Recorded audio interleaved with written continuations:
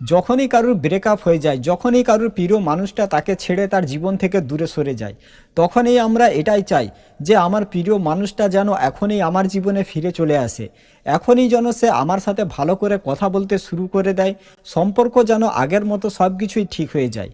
কিন্তু কখনও কি এটা ভেবে দেখেছো যে সেই মানুষটা যে তোমার জীবনে ফিরে আসবে, সে কেন তোমার জীবনে ফিরে আসবে? একটা রিজন তুমি দেখাও যে এই কারণে ও আমার জীবনে ফিরে আসবে। হয়তো তোমার খারাপ লাগতে পারে, কিন্তু এটাই বাস্তব। হয়তো তুমি এটা বলতে পারো যে আমি ওই মানুষটাকে অনেক বেশি ভালোবাসি, আমার ভালোবাসা দেখেও আমার জীবনে ফিরে চলে আসবে, বা ওই মানুষটা আমাকে অনেক বেশি ভালোবাসতো, এখন ওই মানুষটা আমাকে কিভাবে ভুলে যেতে পারে, ও আবার আগের মতো আমাকে ভালোবাসতে শুরু করে দেবে, আমার ভালোবাসা দেখে ওই মানুষটার ভালোবাসার কারণে ও আমার জীবনে ফিরে আসবে।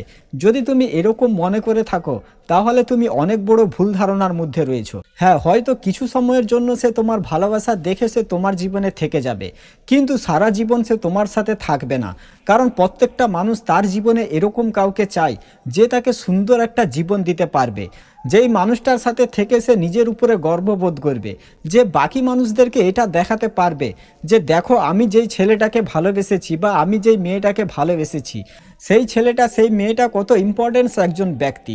আজকে যদি তোমার আমার জায়গায় যদি কোনো একটা বড় সেলিব্রিটি হতো, তাহলে কি কখনো তোমার গার্লফ্রেন্ড তোমাকে ছেড়ে চলে যেত?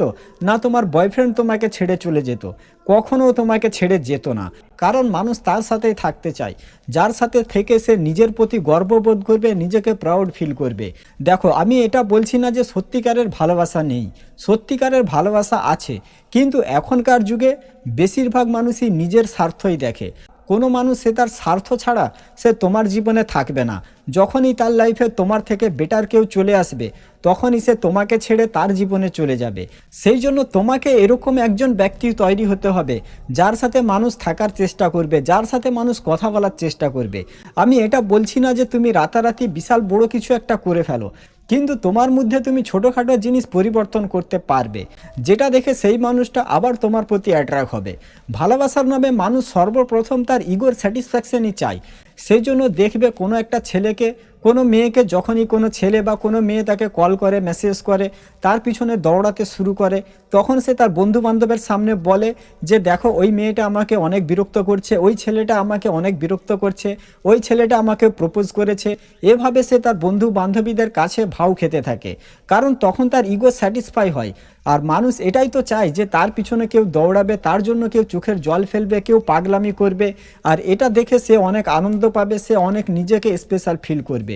সেই জন্য তোমাকে এরকম একজন ব্যক্তি হতে হবে যে সেই মানুষটা তোমাকে পেয়ে যেন সে নিজেকে স্পেশাল ফিল করে। এখন যে সেই মানুষটা তোমাকে ছেড়ে চলে গেছে, সেই মানুষটা তো বেঈমান, এটা তো তোমাকে স্বীকার করতে হবে, কিন্তু তারপরেও তুমি তাকে ভুলতে পারছো না। কারণ আমাদের মন, আমরা কাউকে সহজে ভুলতে পারি না। আমরা অনেক কিছু জানার পরেও, বুঝার পরেও, তারপরেও আমরা সেই মানুষটাকে আমাদের জীবনে চাই। আমরা এটা চাই যে ওই মানুষটা যেন সারা জীবন আমার সাথে থাকে, কারণ আমাদের আনন্দ, আমাদের সব কিছু সেই মানুষটাকেই ঘিরে থাকে। সেই মানুষটা যখন আমাদের সাথে কথা বলে, সেই মানুষটা যখন আমাদের সাথে দেখা করে, তখন আমরা আনন্দ পাই। সেই জন্য আমরা যা কিছুই হোক না কেন, তারপরেও সেই মানুষটাকে আমাদের জীবনে ফিরিয়ে পেতে চাই।